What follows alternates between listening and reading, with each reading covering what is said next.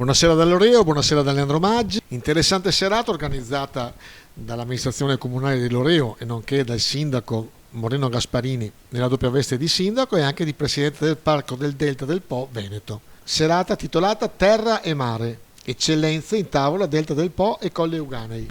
Moltissime le autorità presenti in rappresentanza della Coldiretti, della CIA, della Confagricoltura, dell'Assonautica Veneto Emilia Romagna, della Confindustria di Rovigo, dell'Istituto Alberghiero Cipriani di Adria, di Banca Adria Colle Euganei, GAL Delta Po, con il presidente della provincia di Rovigo e i presidenti dei parchi regionali, nonché l'assessore regionale dei parchi, cultura e territorio, Cristiano Corazzari. Ha chiuso gli interventi della serata Sua Eccellenza il prefetto di Rovigo, Clemente Di Nuzzo. Ascoltiamo le aziende presenti a questa rassegna, cercando di capire il perché del loro successo. Del Delta, Ostecarosa del Delta, sottolineiamo, una garanzia, un'eccellenza sicuramente del nostro territorio. Quanta soddisfazione vi sta dando questo vostro prodotto? Tanta soddisfazione, Leandro, perché pensiamo sempre, sai, la novità, un'ostica made in Italy che è una novità, invece ormai è da 7 anni che ci siamo posizionati in ristoranti importanti e continuiamo ad esserlo, abbiamo richieste ormai anche dal Giappone, da Cina, quindi tanta soddisfazione. Giorgia di AgriFree, a parte il più bel sorriso della serata. Grazie. Il tuo prodotto nobile, antico, che tu l'hai rivisto, perché questa decisione? Allora, intanto per dare un occhio al futuro, noi utilizziamo però solo grano che coltiviamo nei nostri terreni, non andiamo ad acquistare nessun altro tipologia di grano e trasformiamo solo quello che la nostra terra che riesce a darci in biologico. Grandi complimenti! Grazie mille.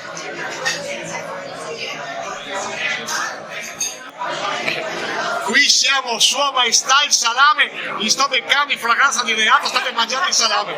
Attenzione! In realtà mangiavo il riso, Però guarda qua che ben di Dio! Allora, qua è una tradizione tua della tua famiglia? certo, da 25 anni l'Agriturismo della Fraterna produce salami, sempre apprezzati, forse per proprio la semplicità con la quale viene prodotto, non ci sono conservanti, nessun tipo di niente al di fuori di sale e carne proveniente da salami allevati in azienda. Ci aggiungo io un ingrediente, passione.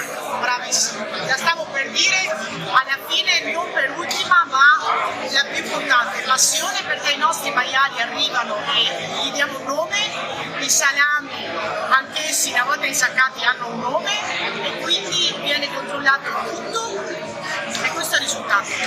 Grande famiglia Cirello. Grazie. Dovessero chiedere che lavoro fate voi, lo vedo da lui, guarda qua. No, lo vedo soprattutto da buongiorno, vede il pane. Allora, l'arte bianca, cosa ci vuole oltre farina bianca, acqua e quant'altro? Un po' di lievito e passione. E tanta pazienza. Con lui e con lui. Perché ormai sono vecchio, loro sono la prossima generazione, fine anno, io in pensione e loro in lavoro. Allora io te lo dico in un orecchio, guarda, lui non va in pensione, fa finta, ma poi ve l'avrete sempre qua sul collo. Starà sempre, è nato all'interno della farina. Esatto. Ciao ragazzi, complimenti. Passiamo nello stand del mio amico Luigi Forte che ha fatto di uno dei prodotti più umili qualcosa di straordinario. Grande Luigi! Come la terra, l'erba medica la presentiamo con una boccia sensoriale, con i profumi, gli aromi, il colore, perché si riconoscono le proprietà nutritive e organolettiche per l'animale e l'uomo. Grande Luigi, ripeto, forse dall'elemento più umile avete fatto una meraviglia. Bravi.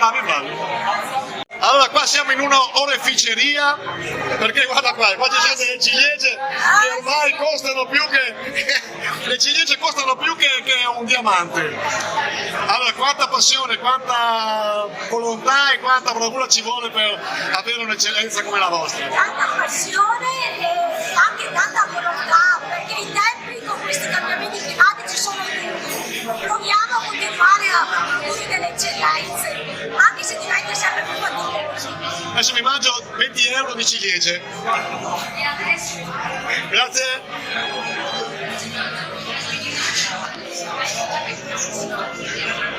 candidati, hai vinto un sacco di premi in giro per il mondo e finalmente cominciano a conoscerti anche qua nel Delta. Tu hai fatto un prodotto, il caffè, che è un prodotto che tutti pensano di conoscerlo, tu ne hai fatto un'eccellenza particolare. Siamo andati alla ricerca di determinate origini che poi, andando a tostarle in tazza, ci hanno stupito anche. E non solo noi, anche a Bruxelles 200 tra i migliori chef e sommelier sono andati a valutare il nostro caffè e gli hanno dato 3 stelle con una valutazione superiore al 90%. Quindi la qualità paga sempre. La qualità paga sempre, qualità, ma c'è tanta ricerca e studio. Il nostro lavoro è tanta ricerca e studio che ci ha portato ad arrivare ad ottenere questi risultati. Bravo Lorenzo! Grazie. Inventarsi il gin e invertarselo nella zona del Delta e ci vuole solo Enrico. Grazie. Ciao. Gin Caleri, un nome che ormai sta andando da tutte le parti del mondo. Sì, grazie mille. Sì, è stata una cosa molto fortunata, veramente. Sta andando bene, grazie mille. Grazie. Grande Enrico! Grazie. Allora qua siamo all'Università del Miele. Allora, sono 2 aziende, 3 aziende di miele, quindi avete fatto un consorzio.